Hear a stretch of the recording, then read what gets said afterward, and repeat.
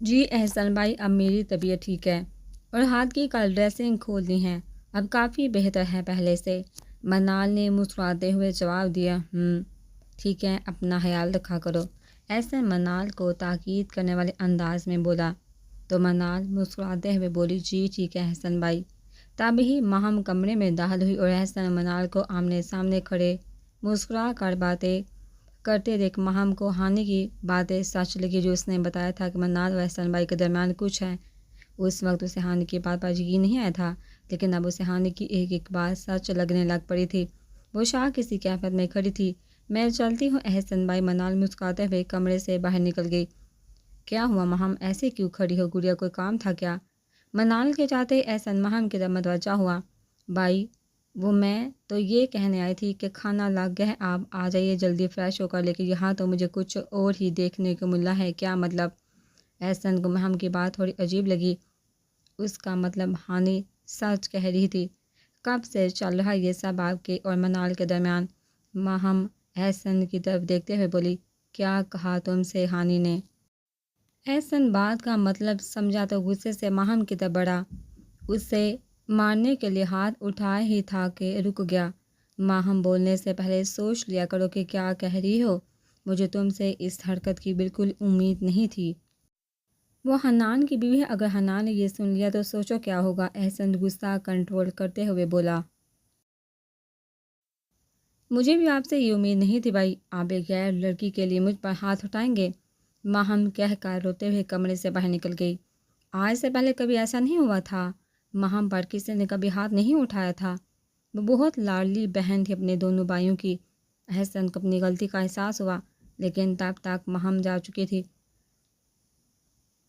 اس میں ماہم کی کوئی غلطی نہیں تھی، یہ ساری غلاظت ہانی نے بڑھی تھی اس کے دماغ میں۔ لیکن ماہم کو اپنے بھائی پر یقین ہونا چاہیے تھا، اس نے بھی تو ہانی کی ہر بات پر یقین کرنا شروع کر دیا تھا۔ احسن غصے سے ہانی کے کمرے کی طرف بڑھ گیا۔ ہانی بیڈ پر بیٹھی فون پر لگی تھی۔ احسن اسے بازو سے کھینچتے ہوئے اپنے سامنے کھڑا کیا۔ ہانی اس حملے پر بوکھلا کر رہ گئی۔ پہلے تو اسے کچھ سمجھ نہیں ہے، جب سمجھی تو سامنے احسن کو کھڑے دیکھ اسے کچھ غلط ہونے کا احساس ہوا۔ کیا مسئلہ ہے؟ یہ کیا بدتمیزی تھی؟ ڈاکٹر احسن، ہانی غصے سے سیخ پا ہوتے ہوئے بولی۔ احسن نے اس کی گردن پر ہاتھ رکھتے ہوئے اسے دیوار سے لگا دیا۔ تمہاری ہمت کیسی ہوئی ماہم سے ایسی بات کرنے کی؟ آج میں تمہیں نہیں چھوڑوں گا، ختم کر دوں گا میں تمہیں۔ ہانی کو اپنا سانس رکتا ہوا محسوس ہوا۔ اس نے خود کو چھڑوانے کی کوشش کی، لیکن احسن کی گرفت مضبوط تھی۔ ہانی کی حالت خراب ہوتے دیکھ احسن نے اسے چھوڑ دیا۔ ہانی زور سے کھانستے ہوئے وہیں زمین پر بیٹھ کر اپنا سانس باہر کرنے لگ پڑی۔ میں نے تمہیں پہلے بھی منع کیا تھا، لیکن تم باز نہیں آئی، اب یہ لاسٹ وارننگ ہے تمہیں۔ احسن اس کے بالوں سے پکڑتے ہوئے اس کا چہرہ اوپر کرتے ہوئے بولا، یہ تو بس ایک چھوٹا سا ٹریلر تھا، اگر تم باز نہیں آئی تو پوری مووی دکھاؤں گا میں تمہیں اینڈ تک، کہہ کر احسن اسے چھوڑتے ہوئے کمرے سے باہر نکل گیا۔ اس دن والا تھپڑ اور یہ ٹریلر بہت مہنگا پڑے گا تمہیں ڈاکٹر احسن، وہ بھی بہت جلد، یہ میرا وعدہ ہے تم سے۔ ہانی اٹھ کر گلاس میں پانی ڈال کر پورا گلاس ایک ہی سانس میں گلے میں اتار گئی۔ بہت جلد تم سب کی خوشیوں کو گرہن لگنے والا ہے ڈاکٹر احسن، تمہاری اس جان سے پیاری بہن اور جان سے پیارے بھائی حیدر کو، جس پر تم اپنی جان چھڑکتے ہو، ایسی جگہ پہنچاؤں گی جہاں پانی کی بوند بوند کو ترسیں گے یہ لوگ، اور جس گھٹن کا احساس تم نے آج مجھے دلایا ہے نا، ایسی موت پل پل دوں گی میں تمہارے ان دو جان سے پیاروں کو۔ ابھی تم مجھے جانتے نہیں ڈاکٹر احسن، تم مجھے ایزی لے رہے ہو، یہ تمہاری بہت بڑی بھول ہے کہ میں تمہاری ان چھوٹی موٹی دھمکیوں سے ڈر جاؤں گی۔ میں ہانی دشمن بھی مجھ سے پناہ مانگتے ہیں، ابھی تم نے میرا اصلی روپ دیکھا نہیں، بہت جلد دکھاؤں گی میں تمہیں۔ ہانی کمرے کا دروازہ بند کرتے ہوئے فون اٹھا کر کان سے لگا کر کسی سے بات کرنے میں مصروف ہو گئی۔ حنان مطلوبہ جگہ پر پہنچا تو دو آدمی گیٹ کھولتے ہوئے اسے اندر لے گئے۔ حیدر نے ایک ایک پیکر دونوں کو پکڑا دیا۔ ویری گڈ، باقی کے پیسے ادھار رہا کام ختم ہونے پر مل جائیں گے، کہاں ہیں وہ؟ حنان بولا تو وہ دونوں ایک کمرے کی طرف اشارہ کرتے ہوئے وہیں رکے۔ حنان کمرے کی طرف بڑھ گیا۔ سامنے کرسی پر ایک خوش شکل 25 سالہ نوجوان کرسی پر بندھا ہوا تھا۔ حنان کو دیکھتے ہی وہ گڑگڑایا۔ کیوں باندھ کر رکھا ہے مجھے جہاں میرا قصور کیا ہے آخر؟ اسے دیکھتے حنان کے چہرے پر تلخی کے آثار چھا گئے۔ حنان اس کی طرف بڑھا اور اس کے جبڑے کو دبوچ لیا۔ قصور سب تمہارا ہی قصور ہے۔ کیا قصور ہے تمہارا؟ ابھی پتہ چل جائے گا، پہلے تمہاری خدمتیں تو کر لے۔ بہت مشکل سے ہاتھ لگے ہوئے، اتنی آسانی سے نہیں جانے دیں گے تمہیں۔ حنان نے آواز دی تو دونوں بندے اندر آ گئے۔ جی باس، دونوں ہم آواز ہو کر بولے۔ اس کی اتنی ہاتھ توازہ کرو کہ آواز مجھے باہر تک آنی چاہیے۔ کہتے ہوئے حنان کمرے سے باہر نکل کر فون کان سے لگاتے ہوئے صوفے پر بیٹھ گیا۔ منال کے فون کی رنگ ٹون بجی تو جلدی سے فون کی طرف بڑی حنان کالنگ دیکھا تو اس کے دل کو سکون ہوا، جلدی سے کال پک کر لی۔ منال کہاں ہو؟ منال کے فون اٹھاتے حنان بول پڑا۔ میں اوپر کمرے میں ہوں، آپ کہاں ہیں اتنی جلدی میں؟ گھر سے باہر نکل کے آپ پریشان ہو گئی تھیں۔ میں پریشان مت ہوا کرو یار، یہی ہوں میں نے یہی کہنے کے لیے فون کیا تھا کہ اوپر چلی جاؤ اور آرام کر لو، تھکی ہوئی ہو۔ میں کچھ دیر تک واپس آ جاؤں گا، پریشان ہونے کی ضرورت نہیں ہے کہ ضروری کام ختم کرنے آیا ہوں۔ دعا کرو کامیابی ملی آج مجھے۔ حنان اپنی بات ختم کرتے فون بند کر دیا، کیونکہ اندر سے اسٹریس کے چلانے کی آوازیں آنے شروع ہو گئی تھی۔ حنان نہیں چاہتا تھا کہ منال تک وہ آواز پہنچے۔ اگر منال سن لیتی تو وہ پریشان ہو جاتی۔ فون بند کر کے حنان وہیں بیٹھ کے کچھ دیر بعد ایک آدمی واپس آیا۔ حنان کے پاس آئے، بہت مار لی اس کو، لیکن یہ ایک بھی لفظ اگلنے کو تیار نہیں۔ اب کیا کریں اس کا؟ مارتے رہو جب تک یہ منہ نہیں کھولتا۔ اس کا منہ کھولنا بہت ضروری ہے، آج رات اس کا منہ کھلوانا بہت ضروری ہے۔ پہلے ہی بہت دیر ہو چکی ہے، جلدی اس کا منہ کھلواؤ، اس سے پہلے کہ اس کے محافظ جہاں پہنچ جائیں۔ میں اب گھر جا رہا ہوں، صبح چکر لگاؤں گا، مجھے انفارمیشن دیتے رہنا، کہہ کر حنان وہاں سے نکل گیا۔ حنان گھر پہنچا تو حیدر ٹی وی لاؤنج میں بیٹھے اس کا انتظار کرتا۔ کہاں تھے تم؟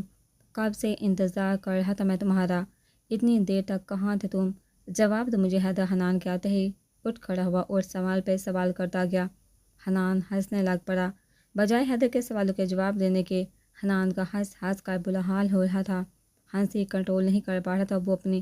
حنان کو ہنستے دیکھا حیدر نے تیوری چڑھائی، ہنسنے والی تو کوئی بات نہیں کی میں نے۔ حنان پھر بھی ہنسی جا رہا تھا۔ اچھا ٹھیک ہے، ہنس رہو تم، میں جا رہا ہوں۔ حیدر وہاں سے جانے لگا تو حنان کی ہنسی کو بریک لگی۔ اچھا سوری یار، مذاق کر رہا تھا، حنان اسے روکتے ہوئے بولا۔ یہ بتاؤ اتنا ہنس کیوں رہے تھے تم؟ حیدر منہ بناتے ہوئے بولا۔ وہ اس لیے کیونکہ تم عورتوں کی طرح سوال پوچھتے تھے، ایسے سوال تو بیوی کرتی ہے جیسے سوال تم مجھ سے کرتے تھے گھر میں داخل ہوتے ہی ساتھ ہی، اس لیے مجھے ہنسی آ گئی۔ حیدر نے کندھے اچکا دیے۔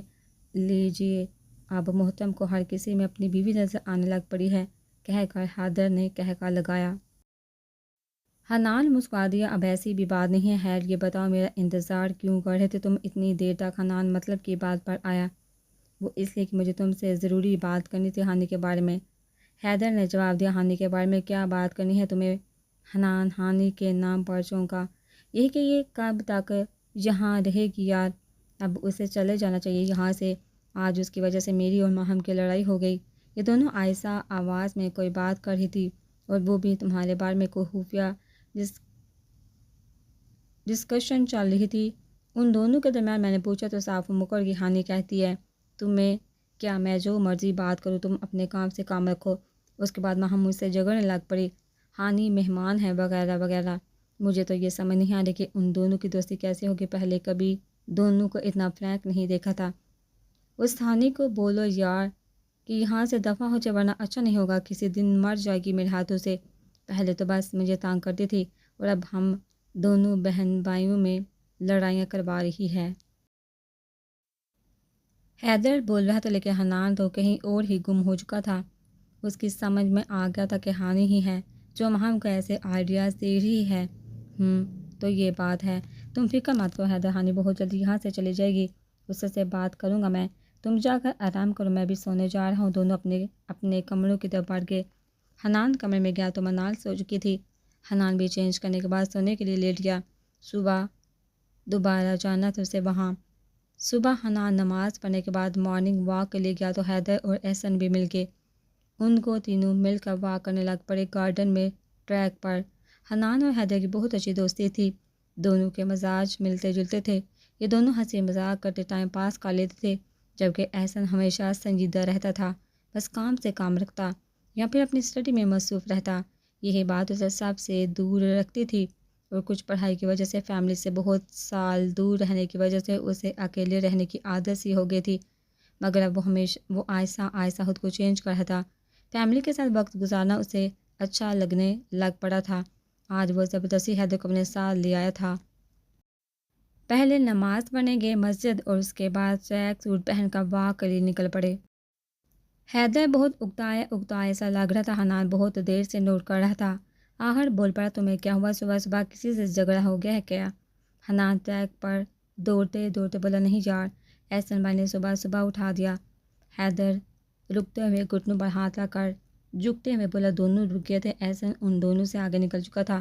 احسن نے دونوں کو باتیں کرتے دیکھا تو واپس آ گیا۔ ایک ریسو جے کیا خیال ہے؟ احسن کی بات پر حیدر و حنان نے ایک دوسرے کی طرف دیکھا پہلے، اور پھر احسن کی طرف دیکھا، مسکراتے ہوئے دوڑ لگا دی۔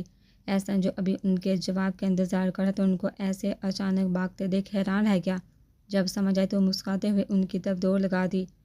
تینوں دوڑتے دوڑتے تھک گئے تو رکے، اور ایک دوسرے کی طرف دیکھتے ہوئے ہنس پڑے۔ احسن بھائی، میں بہت تھک گیا ہوں، آپ ڈاکٹر ہیں، خود فٹ رہیں، مجھے کیوں صبح صبح تانگ کیا آپ نے؟ میں جا رہا ہوں سونے۔ حیدر جمائی لیتے ہوئے بولا، کیسے جاؤ گے؟ پہلے فریش تو ہو جاؤ۔ احسن آنکھ دباتے ہوئے بولا، اور حیدر کو سوئمنگ پول میں دھکا دے دیا۔ حنان جو اس کارروائی پر ہنس رہا تھا، احسن نے اسے بھی دھکا دیا۔ لیکن یہ کیا، حنان کے ساتھ احسن بھی سوئمنگ پول میں گر گیا۔ حنان نے احسن کو اپنی طرف بڑھتے دیکھ لیا تو اس نے گرتے گرتے احسن کو بھی ساتھ کھینچ لیا۔ یہ تو وہی بات ہو گئی، خود تو ڈوبو گے صنم، تم کو بھی ساتھ لے ڈوبے گے۔ حیدر کی بات پر تینوں مسکراتے ہوئے پانی سے باہر نکلے، کچھ دیر رکے اور پھر اندر کی طرف بڑھ گئے۔ ارے یہ کیا حالت بنا رکھے تم تینوں نے صبح صبح؟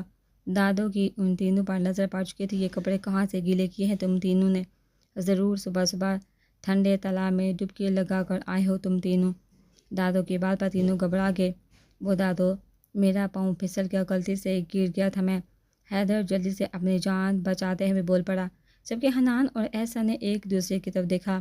تمہارا تو پاؤں پھسل گیا تھا، اور یہ دونوں کیا کرنے گئے تھے تالاب میں؟ دادو، تالاب نہیں، سوئمنگ پول ہوتا۔ حیدر نے خود اپنے پاؤں پر کلہاڑی ماری۔ بس کر تو انگریز کی اولاد، اب دادو کو سکھائے گا؟ آنے دے تیرے باپ کو، ابھی بتاتی ہوں۔ دادو کی بات پر حیدر کی سٹی گم ہوئی۔ نہیں دادو، میں تو مذاق کر رہا تھا، حیدر گھبراتے ہوئے بولا۔ یہ دونوں تو بچے ہیں احسن، تم بھی ان کے ساتھ مل گئے ہو۔ میں بھی تو بچہ ہوں دادو، میرے کون سے بال سفید ہو گئے ہیں؟ ویسے بھی حنان ہم سب سے بڑا ہے، اسی کا آئیڈیا تھا صبح صبح نہانے کا۔ احسن کی بات پر حنان نے صدمے سے اس کی طرف دیکھا۔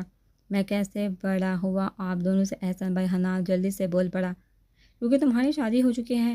جواب حیدر کی طرف سے آیا تو حیدر اور احسن ہنس پڑے۔ دادو بھی مسکرا دی، خبردار جو میرے بچے کا مذاق بنائے تو کرتی ہوں تم دونوں کا بھی بیا۔ تمہاری ماں سے کرتی ہوں بات، تم دونوں کو بہت جلدی ہے شادی کی۔ دادو کی بات پر حنان ہنس پڑا، جی جی دادو، میں بھی یہی کہنے لگا تھا۔ احسن اور حیدر نے وہاں سے دوڑ لگا دی، جبکہ دادو اور حنان دونوں ہنس پڑے، اور پھر حنان بھی اپنے کمرے کی طرف بڑھ گیا۔ منال کمرے سے باہر آ رہی تھی، تبھی حنان سامنے سے آتا دکھائی دیا۔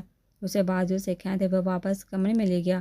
کہاں جا رہی ہو صبح صبح؟ میرے کپڑے کون نکالے گا؟ جی میں نکال دیتی ہوں۔ منال جلدی سے الماری کی طرف بڑھ گئی، جبکہ حنان منال کے تابعداری پر مسکراتے ہوئے واش روم کی طرف بڑھ گیا۔ کپڑے اٹھاتے ہوئے منال الماری بند کر کے نیچے کی طرف بڑھ گئی۔ ڈیڈ، مجھے ایک ضروری کام سے جانا ہے، 1 گھنٹے تک آفس پہنچ جاؤں گا۔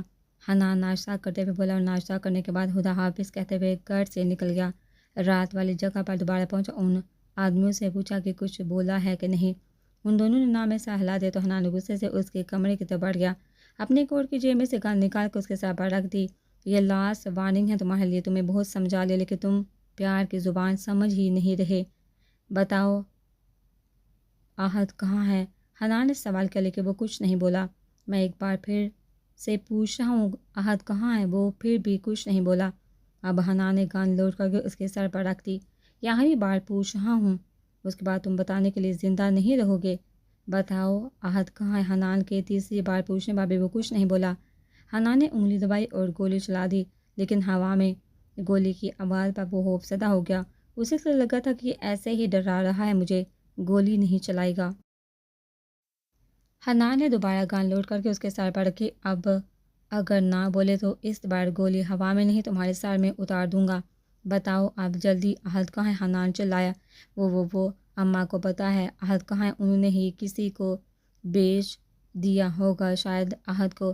وہ پسینے سے شاید بور ہو چکا تھا، اس سے بولا نہیں جا رہا تھا۔ کہاں بیچا اماں نے احد کو؟ سب کچھ سچ سچ بتاؤ مجھے، نہیں تو پچھتانے کا بھی موقع نہیں دوں گا میں۔ حنان نے اس کے سر سے ایک گانے نہیں ہٹائی تھی۔ میں سچ کہہ رہا ہوں، اگر آپ کو یقین نہیں تو گولی مار دے مجھے، ایسی زندگی سے تو مر جانا ہی اچھا ہے۔ میں تنگ آ گیا اپنی ماں کے ان کاموں سے، اور میں ان کا گھر چھوڑ چکا ہوں۔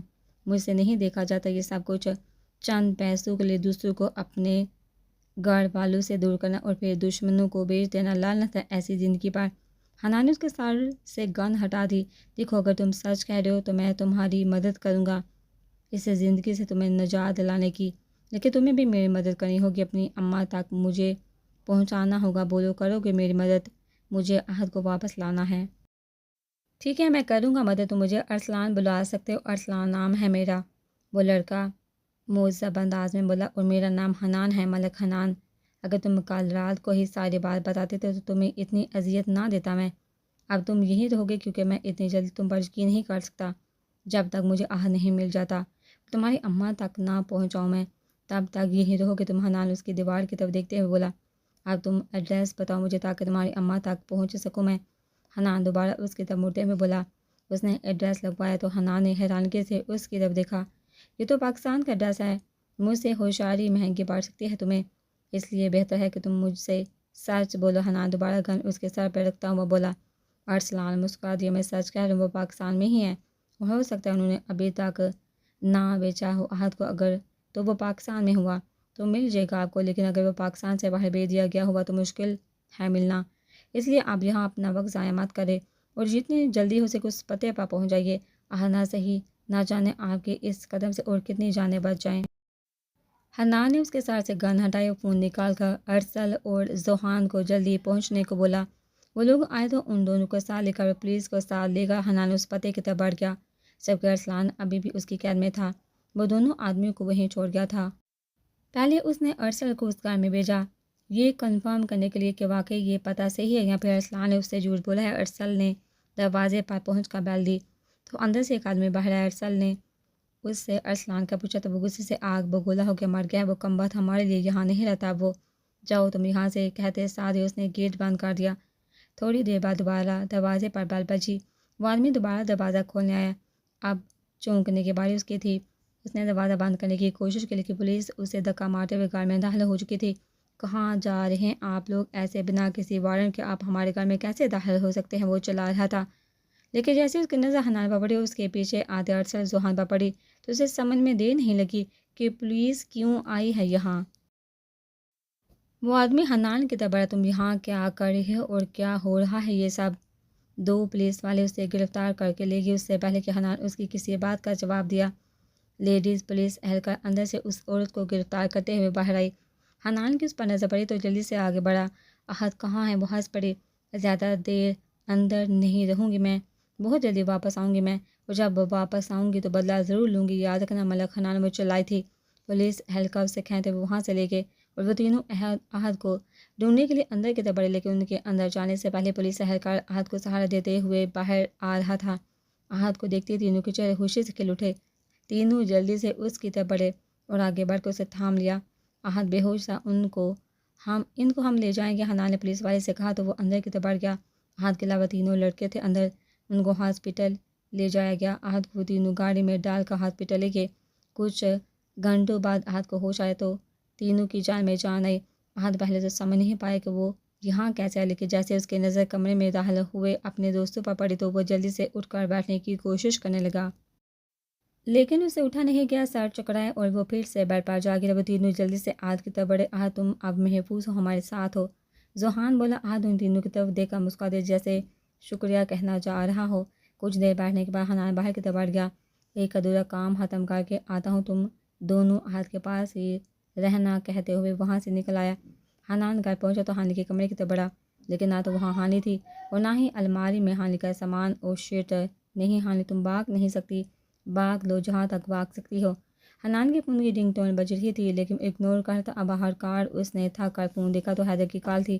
حنان نے کال پک کی تو حیدر کی گھبرائی ہوئی آواز آئی، حنان وہ مہم ہانی کے ساتھ گئی تھی ابھی تک نہیں آئی، اس کے فون کے لوکیشن کو فالو کر رہا ہوں میں، تمہیں ایڈریس سینڈ کرتا ہوں، جلدی یہاں پہنچو یار، کچھ گڑبڑ ہے۔ حنان جلدی سے فون اٹھائے باہر کی طرف بڑھا۔ اگر ہانی نے مہم کو کچھ نہیں اسے آگے وہ سوچنا نہیں چاہتا تھا۔ جلدی سے گاڑی اسٹارٹ کی اور حیدر کے بیجی کے ایڈریس کی طرف بڑھا۔ حنان حیدر کی بیجی کے لوکیشن پر پہنچا تو حیدر تو اسے مل گیا، لیکن مہم کی لوکیشن آف ہو چکی تھی، مہم کال بھی اٹینڈ نہیں کر رہی تھی۔ حیدر دیکھ چکا تھا مہم کو ہانی کے ساتھ جاتے ہوئے، اسی لیے وہ مہم کو کال کر رہا تھا اس سے پہلے کہ وہ ان کی گاڑی کا پیچھا کرتا، ان کی گاڑی کافی آگے جا چکی تھی۔ پھر حیدر نے جلدی سے لوکیشن آن کیا، مہم کے فون کو ٹریس کرتے ہوئے ان کا پیچھا کرنے نکل پڑا، اور جب لوکیشن آف ہوئی تو اس نے حنان کو فون کرنا شروع کر دیا۔ پہلے لوکیشن آف ہوئی اور اب فون بھی بند آ رہا تھا ان کا، دونوں پریشان ہو چکے تھے، سمجھ نہیں آ رہا تھا اب کیا کریں، دونوں پریشانی سے ادھر ادھر ڈھونڈنے لگ پڑے، نہ تو مہم کا فون آن تھا اور نہ ہی ہانی کا، اور سب سے بڑی بات مہم ہانی کے ساتھ ہی۔ سب سے زیادہ ٹینشن ان دونوں کو اسی بات کی تھی، کچھ یاد آنے پر حنان نے اپنا فون پر لوکیشن آن کی اور حیدر کو کہا کہ مجھے فالو کرے۔ دونوں اپنی اپنی گاڑی میں بیٹھ کر نکل پڑے۔ مہم کو ہانی نے ساتھ چلنے کو کہا تھا شاپنگ پر جانے کے لیے، ہانی نے آن لائن گاڑی منگوائی تھی اور وہ اپنا بیگ پہلے گاڑی میں رکھ چکی تھی، اور جلدی سے مہم کو ساتھ لے کر گاڑی میں بیٹھ گئی۔ گاڑی ایک سنسان سڑک پر جا رہی تھی، مہم ڈر رہی تھی، وہ کسی کو بتا کر بھی نہیں آئی تھی، گھر سے اچانک ہی آ گئی ہانی کے ضد کرنے پر، کیونکہ اس نے ہانی پر بھروسہ کرنا شروع کر دیا تھا۔ ہانی پر بھروسہ مہم کے لیے خطرناک ثابت ہوا۔ گاڑی انجان راستوں پر جاتی دکھی، مہم نے گھبراتے ہوئے ہانی کی طرف دیکھا۔ ہانی یہ کون سا راستہ، یہ شاپنگ مال کا راستہ تو نہیں، یہ ڈرائیور ہمیں کسی غلط جگہ تو نہیں لے کے جا رہا؟ مہم گھبرا چکی تھی، جبکہ ہانی اس کی طرف دیکھ کر مسکرا دی، تم فکر مت کرو مہم، یہ ہمیں بالکل صحیح جگہ لے کر جائے گا، یہ ایک شارٹ کٹ ہے، یہاں سے ہم جلدی پہنچ جائیں گے۔ ہانی مسکراتے ہوئے بولی۔ مہم کو اس کی ہنسی عجیب لگی، وہ بھی تو ایک لڑکی تھی، کیسے کسی انجان کے ساتھ کسی سنسان راستے سے جا رہی تھی، مگر اس کے چہرے پر پریشانی کے کوئی اثار نہیں تھے۔ ہانی مجھے گھر جانا ہے، اسے کہو کہ گاڑی واپس موڑے، مجھے نہیں جانا شاپنگ کرنے، مہم ڈرتے ہوئے بولی، اور میں گھر پر کسی کو بتا کر بھی نہیں، تم نے کہا تھا ہم پاس ہی جا رہے ہیں، لیکن ہمیں تو 1 گھنٹے سے بھی زیادہ ٹائم ہو گیا گاڑی میں بیٹھے ہوئے اور ہم ابھی تک راستے میں ہیں، تم اس سے کہو گاڑی واپس موڑے۔ مہم کی گھبراہٹ اب بڑھ چکی تھی، کیونکہ ہانی اس کی کسی بات کا جواب نہیں دے رہی تھی، وہ بس چپ چاپ بیٹھی مسکرا رہی تھی۔ ہانی میں تم سے بات کر رہی ہوں، مہم نے اسے جھنجھوڑا، تم اب گھر نہیں جاؤ گی مہم، اب تم میرے ساتھ جا رہی ہو، ہانی مسکراتے ہوئے بولی۔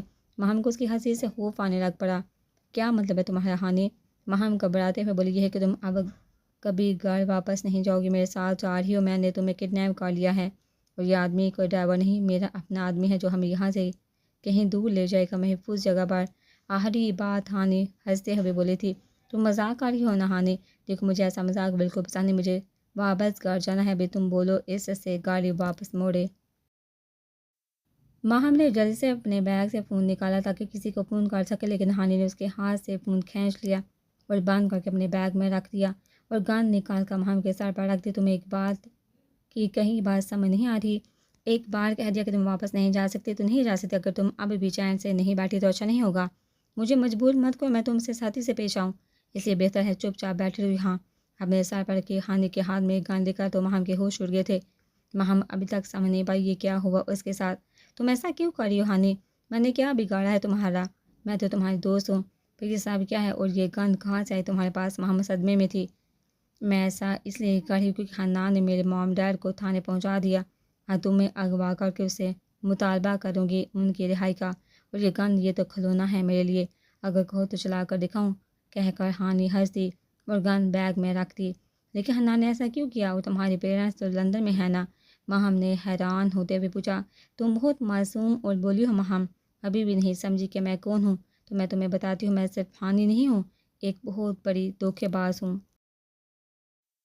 یہ تو تمہیں اس دھوکے سے اندازہ ہو گیا ہوگا، چلو اب چپ چاپ بیٹھے رہو، مجھے تنگ مت کرو ورنہ میں یہ بھول جاؤں کہ تم میری دوست ہو۔ کچھ دیر بعد گاڑی ایک پرانی عمارت کے پاس رکی اور ہانی مہم کو بازو سے کھینچتے ہوئے اس کے سر پر گن رکھتے ہوئے اسے اس عمارت میں لے کر چلے گی۔ یہ کوئی پرانی حویلی تھی۔ ہانی چھوڑ دو مجھے، مہم خود کو چھڑوانے کی کوشش کرنے لگی، لیکن ہانی نے گن اس کے سر پر رکھ کر اس کا منہ بند کر دیا۔ اگر اب تم نے آواز نکالی تو میں گولی چلا دوں گی۔ ہانی نے گن اس کے سر پر رکھی تو مہم چپ چاپ اس کے ساتھ چل پڑی۔ وہ آدمی گاڑی اس عمارت کی پچھلی سائڈ پر کھڑی کر کے اندر آ گیا۔ ہانی نے مہم کو ایک کرسی پر بٹھا کر اس کے ہاتھ پاؤں باندھ دیے اور اپنا فون آن کرتے ہوئے حنان کا نمبر ڈائل کیا۔ حنان نے گاڑی سائڈ پر روک دی اور کال اٹینڈ کی۔ ہیلو ہنی، امید ہے اب تک تمہیں مہم کے گھر میں نہ ہونے کی خبر مل گئی ہوگی، تو یہ بھی پتہ چل گیا ہوگا کہ میں بھی گھر پر نہیں ہوں۔ مہم میرے ساتھ ہے، مجھے سب پتہ چل چکا ہے۔ کام کی بات کرو، کیا چاہتی ہو تم؟ مہم کو چھوڑ دو، اس کا کوئی قصور نہیں اس میں۔ حنان ضبط کی انتہا پر تھا، اس کا بس نہیں چل رہا تھا کہ ہانی اس کے سامنے ہو اور وہ اس کا گلا دبا دے۔ تم اچھی طرح سے جانتے ہو میں کیا چاہتی ہوں، میرے مام ڈیڈ کو رہا کرو ابھی کہ ابھی، ورنہ اپنی اس ایکس محبوبہ اور کزن کو بھول جاؤ، اس کی لاش بھی نہیں ملے گی تمہیں۔ شٹ اپ ہانی، خبردار جو دوبارہ مہم کا نام میرے نام کے ساتھ جوڑا تو میں تمہاری جان لے لوں گا۔ حنان تپ چکا تھا ہانی کی بات پر۔ ہانی بے باکی سے ہنسی۔ وہ کیا ہے نا حنان، اب تم سب کچھ بھول جاؤ گے، بس تمہیں اپنی فکر ہوگی بہت جلدی، اس لیے بہتر ہے کہ میرے مام ڈیڈ کو رہا کرو ابھی کہ ابھی۔ اتنا آسان نہیں ہانی، وہ اس وقت پولیس کے حراست میں ہے، میں کچھ نہیں کر سکتا۔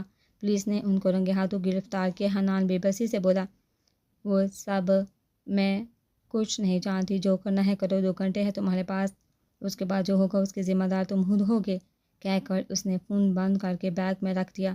ملک حنان بہت بڑی غلطی کر دی تم نے، تمہاری ساری خوشیاں تباہ کر دوں گی میں، اور ساتھ ہی بے باکی سے کہہ کر لگا دیا۔